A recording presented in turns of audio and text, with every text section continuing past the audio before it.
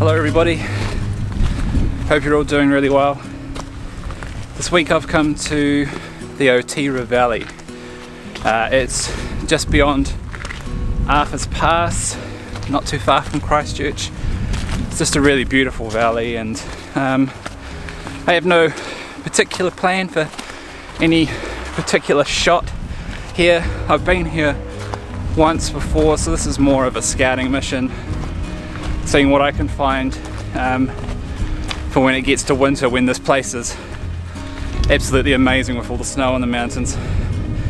But I don't know if you know, but I have the legs of a newborn horse, so I'm gonna stop filming now because the track is actually quite rocky and I'd hate to shatter an ankle on camera.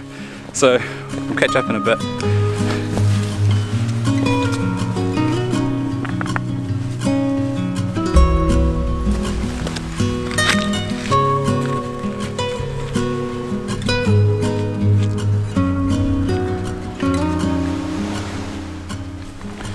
Okay, so the ground's becoming a bit more user-friendly, as it were, so I can talk to you while walking.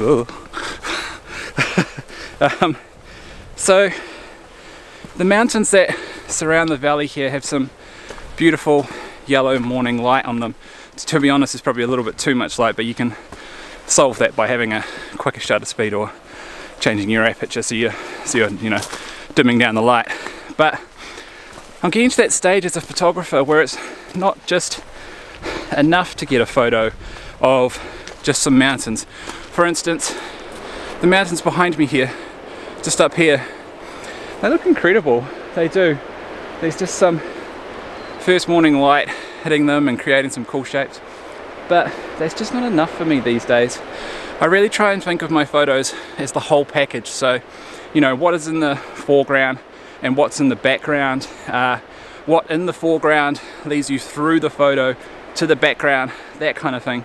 Now, if you're a beginner photographer, I probably wouldn't recommend trying to think too much like that when you first start out, because if you start to do that, then you're just going to overwhelm yourself. The main thing to do when you're a beginner photographer is just focus on trying to nail your settings, trying to nail your sharpness, trying to make sure you understand how your shutter affects a photo, how your aperture affects a photo, and that kind of thing.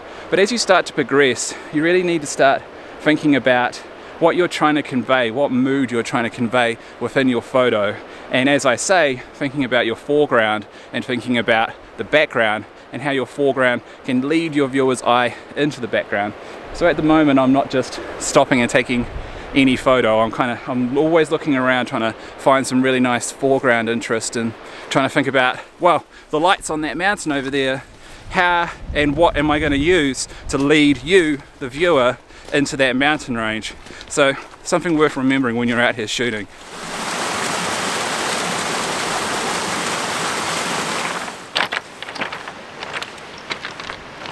So one of the main draws of me coming here was the river down the bottom here, which is from all the ice melt up the valley.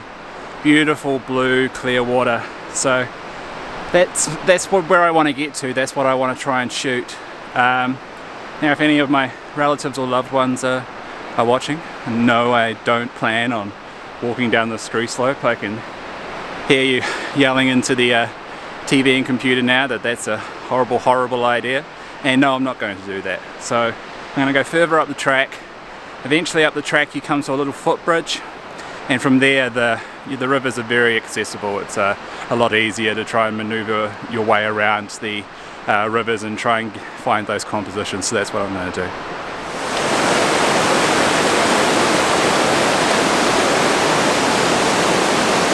No way, shape or form as someone that's trying to inform other people of how to do landscape photography do I condone having your tripod set up like this. It's not very stable. I've got the middle part of the tripod fully extended. I had a 10-second timer on, but I'd be very surprised if any of my photos don't have shake in them, because this is just a ridiculous place to have my tripod and the way I've got it set up. But you can see the river behind me. It looks really, really beautiful. The light is kind of going in and out of cloud just over here, so it's casting some really nice light on it, not full light, you know, it's kind of shaded by the clouds. So I'm kind of just messing around with a few compositions, a few of them a bit wider, focusing on the mountain up here, and a few of them just you know, a bit more compact, just trying to focus on some of the finer details within the rushing water itself. But yeah, make sure you don't use a tripod like this. This is not how tripods are meant to be used.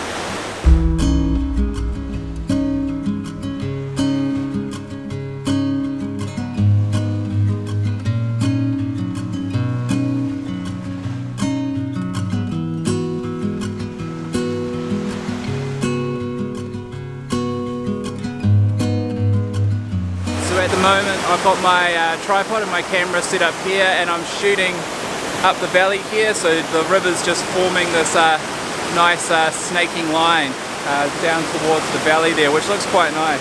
The only problem is that the sun is just above the mountain, and even though it is behind some clouds, as I mentioned earlier, it's still really glary, and I don't have a polarizer at the moment. Since I've got my new lens, I need to get a new polarizer because of the filter proof. But what I can do is I can focus on getting as many exposures as I can without changing my aperture, so only changing the shutter speed, so I retain that depth of field. And then I can blend them together in Photoshop using luminosity masks. So I'm just keeping an eye on my histogram, and I'm making sure that I'm not clipping too much of the highlights and that I'm not clipping too much of the shadows. And if I am, I'm trying to compensate for that by getting a few exposures.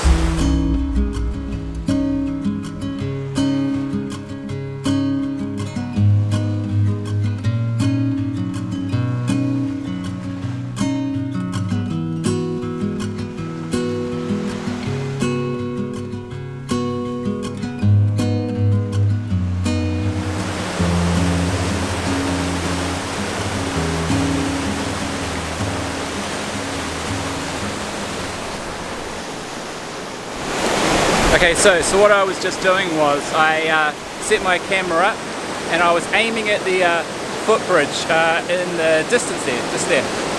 And I set my focus on the bridge, I set the aperture, I set the shutter speed, and then what I did was I put an interval timer on, and so I was taking shots every 10 seconds, and I just set that to an infinite amount, so basically when I turn it off. And yeah, I just kept it shooting, and I walked back around and I stood on the bridge, because what I wanted to try and do, and what's often really nice to do in landscape photography, is to convey scale. So putting a person in the middle of the frame surrounded by these, you know, huge mountains often gives a really amazing sense of scale as to how big the place is. So it's pretty easy to do if you're by yourself. If you've got someone else with you, then it's a lot easier because you can just get them to take the photo while you walk over. This is why you got to be so careful around here. Yeah, as I was saying, you can, if you've got a friend with you, you can get them to take the photo, but if you've got an interval timer on your camera, just set it for every 10 seconds, it doesn't matter how many photos it takes, and then just slowly make your way around and place yourself in the middle of the shot, and it'll give you that really nice sense of scale. I think the photo should turn out quite nicely. I think I may have shot a little too wide, but I can always crop in. And what I also made sure was that the aperture and the shutter speed that I set, I made sure it was just a tiny little bit underexposed, because that way the sun, which is going in and out of the clouds, isn't going to overexpose you know, the one shot that I might get, or the 3 shots that I might get with me standing on the bridge. So always underexpose a little bit so you can compensate for when the light comes out from behind the clouds. I chickened out pretty quick on that bridge because, as you would have seen earlier, it's a pretty small bridge, and I'm not the lightest guy in the world, so I didn't want to stand there for too long, but I did get 3 or 4 nice shots, so yeah, it'll be really great to see what those look like in Lightroom.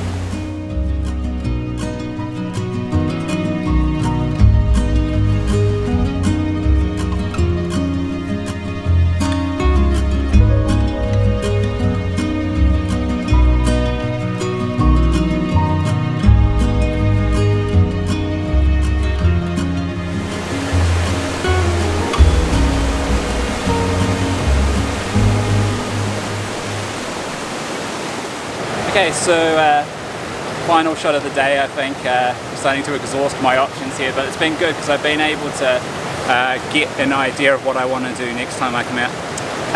I found some flowers here in the foreground. They have these really cool like blue little beetles on them. It's really awesome. So I'm doing a shot of the flowers in the immediate foreground and then the mountain range behind me here. And since there's so many clouds in the sky above it, the sun's not too bright on my camera or creating any flare or anything like that. So I'm just doing a focus stack, so the same thing as we did in my last video, taking a shot of the foreground, so the flowers, and focusing on them, taking a shot of the midground, focusing on that, and then taking a shot of the mountains in the background and focusing on that. And then in Photoshop I can blend it all together into one seamless stitch where everything is in focus. Yeah, it's, I think it should be a really nice shot.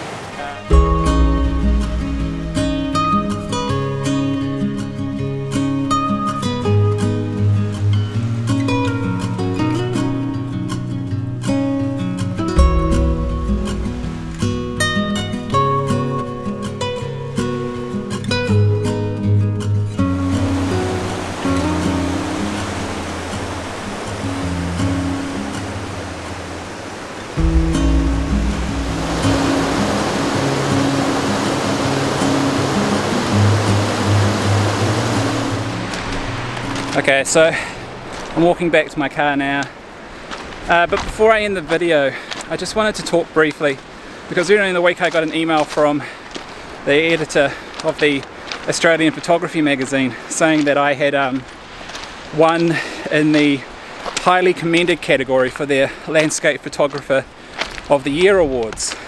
I just wanted to take a moment just to say a huge thank you to anybody and everybody that has either liked one of my photos in the last 2 years that I've been doing this, commented, shared, anyone that's watched my YouTube videos as a subscriber, comments on my videos.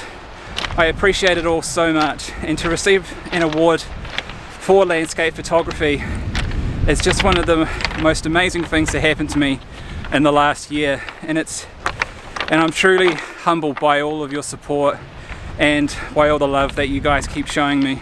So thank you so much to everyone that supported me over the last 2 years, and thanks to Australian Photography magazine for awarding me that award. I'm super happy and truly humbled by it, so thank you very much. So that's the end of the video, guys. I hope you enjoyed it. If you come to Otira Valley, it is extremely rocky, so make sure you wear appropriate footwear. In winter, I know there's a lot of avalanche warnings for the area, so if you're thinking of coming, then make sure you call the local dock office at Arthur's Pass and find out what the conditions are like before you go. You don't want to get caught out in anything. And even during summer as well, it's very wet, it's very slippery, so be very careful on the rocks. But do definitely check this place out. It's a beautiful place. If you've got any comments for me on the photos that I've taken in this video, then make sure you leave a comment below. If you liked the video, then I would really appreciate it if you could leave me a like. And if you want to see more like this, guys, then make sure you subscribe. But otherwise, I'll see you on the next one.